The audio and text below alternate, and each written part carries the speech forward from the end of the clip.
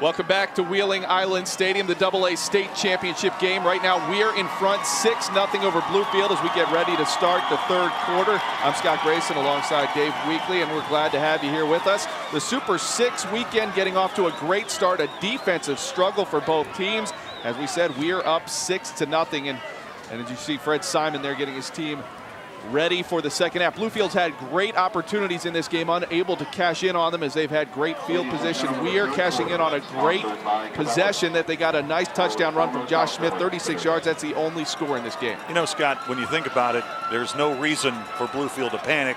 They're only down 6-0, and for the seniors on this Bluefield team, they've been to the state championship game every year. So they're used to coming to Wheeling. They're used to winning. Eric Meek, what a huge win that would be for Weir if they could bring this one home. We mentioned it in the first half. This has already been a successful weekend in the Ohio Valley. Steubenville was able to beat Columbus DeSales for the Ohio Division III championship earlier today. Steubenville Central is going for a championship tomorrow. Wheeling Central is going for the West Virginia Class Single A championship tomorrow night. It's quite a weekend of prep football here in Wheeling this weekend. Short kick, pooch kick by the Beavers. Fielded at the 17-yard line. Shooting through there and breaking tackles before he's brought down is Corey Lyons. And Lyons is brought down at the 39-yard line, 43-yard kick, and a good return. So that's good field position for Weir. Weir won the toss. They deferred to the second half.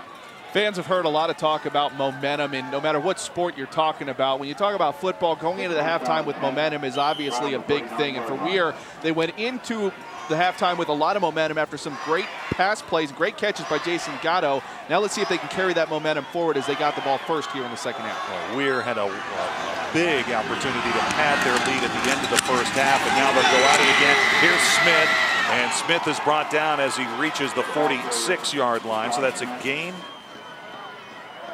Check that, the line of scrimmage. Yeah, it is the 46-yard line. That's a gain of 7. It'll be 2nd down and 3. And Smith has the only score in this game tonight, a 36-yard touchdown run. It came early in the second quarter. A moment of concern for Weir fans in the first half when Smith went down with what looked like an ankle injury. I think his ankle looks like it's pretty good. They must have worked on it at halftime. Looks like he's got some push off that back in the second half. 2nd down and 3. And they'll ride the tailback again. Good blocking for Lyons. He's got the first down. He's into Bluefield territory at the 44-yard line. How about seeing Quincy Wilson at halftime? How terrific was that? That's got to be a great thrill for these Weir players. Definitely for all the fans around here to see a guy like that come back. And really up until this year, he held quite a few records in the state. Josh Culbertson taking his name away from that now. But Quincy Wilson, definitely a great player, great for the sport, great ambassador. And of course, he's back in town because he's a member of the Cincinnati Bengals playing in Pittsburgh this Sunday. That's a huge game on Sunday. Quincy was at the Wayne game last weekend. So it's not like he just came home. He followed him all the way down into Wayne last week. Here's Smith and spinning, and he takes it down to the 35-yard line, and that is close to another first down. This may be close enough to measure. Just another point about Quincy Wilson. You know, you look back to that game in 1998 when DuPont lost to Weir 20-17. Everybody wants to talk about what Quincy Wilson did that weekend. Of course, that was the same weekend J.R. House had 10 touchdown passes to lead Nitro past Morgantown High School. But in that 20-17 win over DuPont, Tremaine Strotter fumbled at the goal line for the Panthers. That could have been a completely different story if he had scored that touchdown. That would have been a championship for DuPont. All right, this is Lyons, and Lyons has got the corner, and he is into the red zone, and Weir is threatening again. They're winning the battle at the line of scrimmage. That's a great point, Dave. They are definitely doing that. And the offensive line for Weir just totally taking Bluefield out of the way. Now let's check out some of the stats in this game. Nothing jumps out at you in this game so far. Not penalties, not turnovers, not first downs. What it is taking advantage of what you're given. Weir did that in the first half. Bluefield did not. Yeah, the only thing that really stands out there, I think Fred Simon would tell you that he would expect more than 55 rushing yards and a half. Yeah, absolutely right, Dave. And here we go, and it's Smith. They try a little cross buck action, and he really can't get rolling. And it's Matthew Carter who made the stop. Carter and Hurt have really played well on the defensive line tonight for Bluefield. You know, a lot of the time, the guys who are carrying the ball get the recognition. But as you pointed out a couple plays ago, the line is really what sets the tone in a game like this. Both teams are bringing 8 men to the line of scrimmage on defense. So it's really on the offensive line to get those guys into open territory. Good opportunity to check Sperlaza as he hands off to Lyons, and Lyons is tripped up, or he may have scored. In any case, he'll take it down to the 12-yard line. That could have been a touchdown. Instead, it's a 2-yard gain. I think what got him there was that phantom hand that comes out of the turf and grabs your foot, pulls you down. Looked like, yeah, he did trip up a little bit there and might have been able to take that first hit and get going, as you mentioned. But so far, you got to like what you've seen out of Weir if you are one of the Red Riders fans right now, because they have come out of this second half fired up, looking to take advantage of what they've been given. Well, without Ryan Dennis to kick field goals, it's important for Weir to try to punch this in for 6 if they can. That's a fumble. That is going to be a lateral to Gatto, and looked like Gatto wanted to throw the ball. Sperlaza got the football out to the split end Jason Gatto. It was a lateral, and good for Weir fans. He didn't treat that like an incomplete pass. He got right after it because that was a live ball. Let's take another look at that. An interesting call there. I think they were trying to run the wide receiver screen, and then you see him trying to get rid of it, decide what he's going to do with it. But an interesting play call at that point, because you were moving the ball up the middle for the most part, and now you put yourself in a 4th and very long. You don't have a kicker, so it's really end zone or bust on this play. 2 wide receivers. Gatto is to the bottom of your screen. This is 4th and 17. The Red Riders need to reach the Bluefield 2 for the first down. Sperlaza on the rollout, got to throw that ball, and he's simply going to go out of bounds at the 20, and Bluefield holds on downs. Good defense by the Beavers. That was an interesting play call yet again. They seem to be wanting to bring Sperlaza out on the rollout, but it's not to the right side. It's not to the side that's conducive for a right-handed quarterback to throw the ball on the run, and that's making it very difficult for him to find anything downfield. And in that case, he couldn't even get rid of it. They lost yardage on 4th down. They turn it over, give Bluefield a couple more yards, and yet again, the key for this game, really the headline for this game so far, is missed opportunities. Scott, I don't know if you feel this way, but I get the feeling this game is ready to break out. Somebody's going to take advantage, you're right, and this could very well come down to a big play that builds up some momentum. Bluefield going to go with 4 wide on first down from the 20-yard line. Saw a little bit of that in the first half. And we have whistles that blow this play dead before Powell can really get going. Here's the call. Joshua Lang in on the stop. Flag on the field. George Levitsky is our referee tonight from the Mason-Dixon board. You got to credit both teams so far, Dave, with doing a very good job of discipline. As we saw, there were only 3 total penalties in this game between them. That just the 4th penalty of the ball game, and penalties can be so costly. One of them was early in this game, remember, a personal foul penalty against Bluefield. Bluefield back 15 yards. Yeah, that was a big penalty, and that really derailed the Beavers' best scoring opportunity of the game. So Fred Simon trying to open things up again for the 2nd consecutive play on this drive. They'll go with 4 wide and a wing back. And this is a direct snap to Powell, and Powell will take it to the 18-yard line for a gain of 3. Now, Powell began the year as the quarterback, but after he was injured early in the season, that's when McClanahan got the call. Powell came back up to the active roster in the playoffs, played against Grafton. And you can see right now McClanahan is on the sideline. 2nd down and 12. There he is, number 10. 18-yard line. Sometimes you look for that extra spark plug. Don't know if there was something that happened, an injury or anything like that, but maybe you make a change trying to light a fire in your guys to take advantage of some opportunities. And for the 3rd play in a row, Dave, they're spreading out the defense. So Simon trying to spread the field. Oh, what a huge hit. Big time play by Dustin Smith. Wow, Dustin Smith. We're going to take another look at that one, and I'll tell you what, that is a tough. I'll tell you what, I don't know if I could get up from that hit. That was a great hit, and we do have a little bit of an injury here. That's interesting injury as well. That would be Travis Steptoe, as you said, Dave. Now let's take a look at this again. Dustin Smith, yeah. Put him to the turf, big fella, and then get up and be fired up about it. We're going to take another look at that, a different angle. And I'm telling you what, you could. It's one of those hits you could just hear up here in the press box. Bang. That's a 450-pound combined collision And what a hit. Maybe the hit of the game by Dustin Smith on Travis Steptoe. And now Steptoe is stepping lightly over on that Bluefield sideline. It's 3rd down and 12. That could be a costly injury as well for Bluefield. Steptoe is usually a guy who leads in the holes, will make holes for the running backs as well.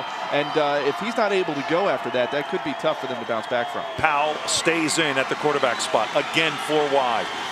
And he lost control of the snap and went through his legs. And it's Dustin Smith again. And he chucked him to the ground. 2 huge plays back-to-back by Dustin Smith.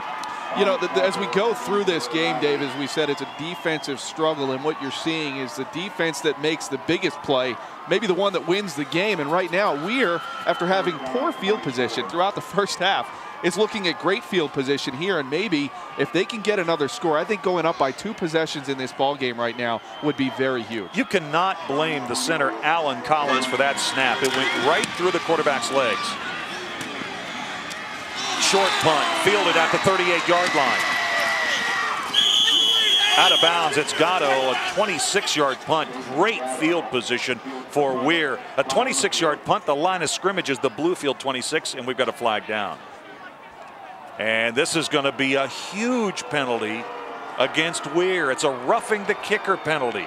Yeah, this is you can't fault guys trying to make plays, but you got to be careful of what you're doing. And this, I think it might be running into the kicker, which would be 5 yards. Let's take a look at this. You're going to see Josh Smith coming in, trying to block it, and just a little, oops, excuse me, and a nice acting job as well to help get the flag on the field. Yep, absolutely. Smith hit him. There was no question about that. Kicker on the block.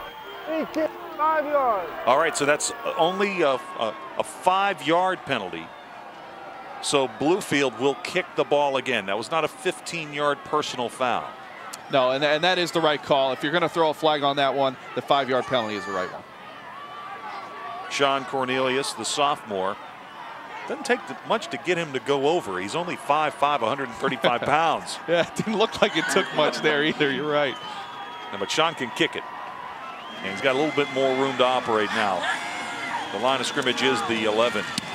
And he gets a much better kick away this time. To the 43-yard line. This is Gatto going straight up the field.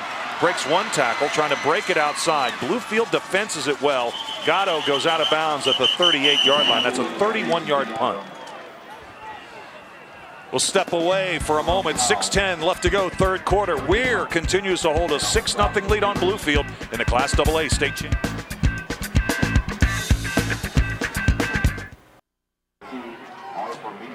The Charter Communications Super 6 Championships are brought to you tonight by Charter Get Hooked and by People's Federal Credit Union in Nitro and Eleanor. Back and forth we go. It's been a defensive-minded championship game. Not really what we expected from Weir and Bluefield. Expected a little bit more offense from both of these teams, but the defenses have dominated. Weir has got great field position. They'll start this drive at the 48-yard line of the Beavers. We'll have to see if this will go against the Red Riders, or maybe some early penetration by Bluefield. Jeff Hutchinson.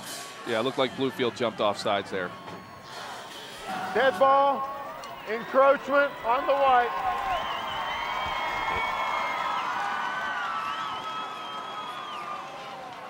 Let's take another look. You see, oops, didn't mean to. You get all that weight moving forward, and it takes a lot to get it back on the other side of the line of scrimmage. So it'll be 1st down and 5 now for Weir. And they'll go to Smith. And Smith breaking tackles. He's into the secondary. Stiff arms a defensive back. Plowing his way down inside the 15-yard line and down to the 12. That's a 31-yard gain and a huge run by Smith in this game. You got to credit the offensive line with giving him the hole to get through first, but after that, clearly Josh Smith was the man. Watch him get through the hole here, and then the rest is all him. He broke 1 tackle earlier.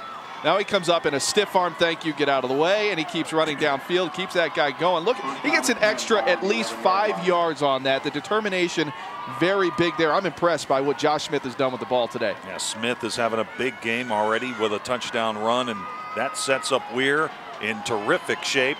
1st and 10 at the 11-yard line. They can pick up a 1st down just inside the 2. So they'll go again from the I. This time it's Lions on the pitch. They're liking that left side.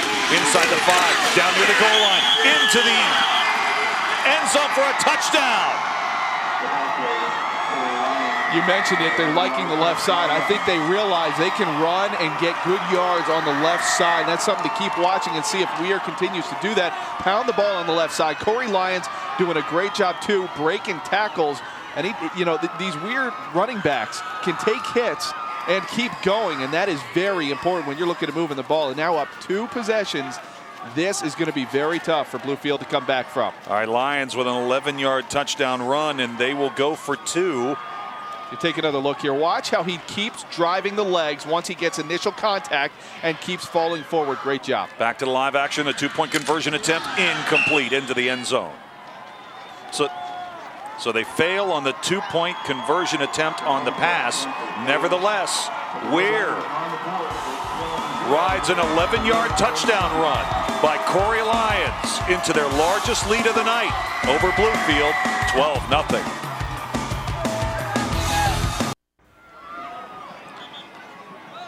For the Red Riders, their fans really loving life right now. We're leading 12-0. 5:35 to go in our third quarter. West Virginia Class AA Championship game. Glad you could join us tonight. Here's the scoring drive. 2 plays, 43 yards following the good defensive stand and the short punt. Only 23 seconds, and officially Lions being credited with a 12-yard touchdown run. It's just a great job by Weir here to take advantage of what they've had, and that's what Bluefield has not done. And I'll tell you what, 2 possessions, I don't see Bluefield coming back from that unless they get something going here. Here's the kickoff return, and it's Maurice Jordan. And Jordan will take it to the 37-yard line. That was a great job of getting through some tackles there and giving his team some good field position. 36-yard line or so, not bad to start from, and they've got 64 yards to go ahead of them, but that's proved to be very difficult when you're talking about this Weir defense, especially the defensive line. All right, so Lions with a big touchdown run, officially 12 yards. Smith had a 36-yard touchdown run early in the second quarter, and that's where we stand, 12-0. And you see Lions starting to put the numbers up, 11 rushes, 81 yards, and a touchdown. And the quarterback continues to be Powell. So Powell is back in for a second consecutive series.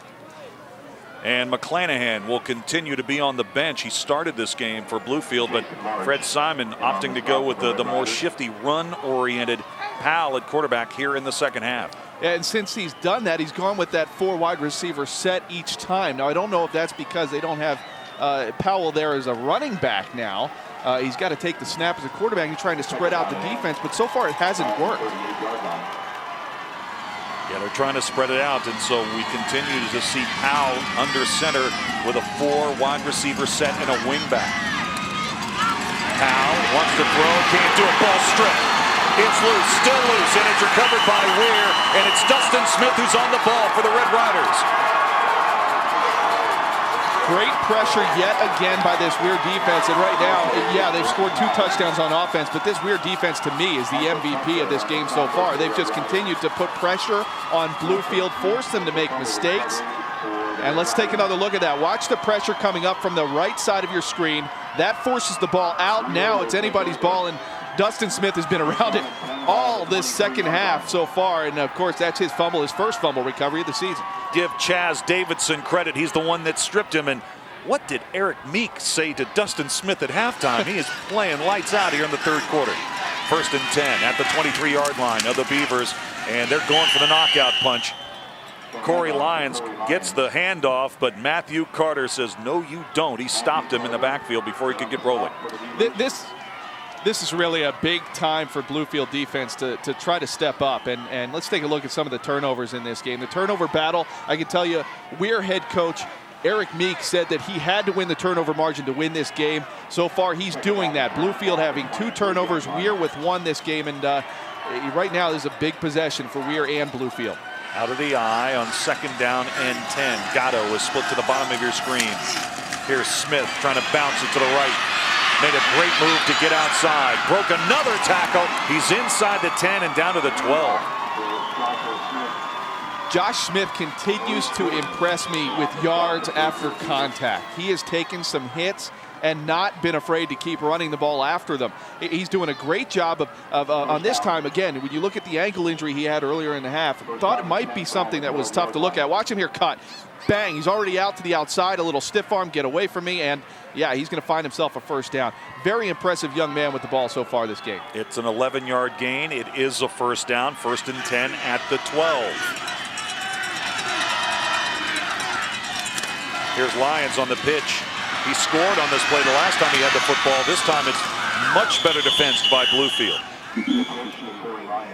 We talked about how they were having success running to the left side, and now football is a game of adjustments, and the one that makes the most adjustments correctly will end up winning the game. And right now it looked like Bluefield made some adjustments to make sure that they didn't get beat on that left side yet again. And it was Ryan Albert, the focus of our halftime feature, who came up and made the stop for Bluefield.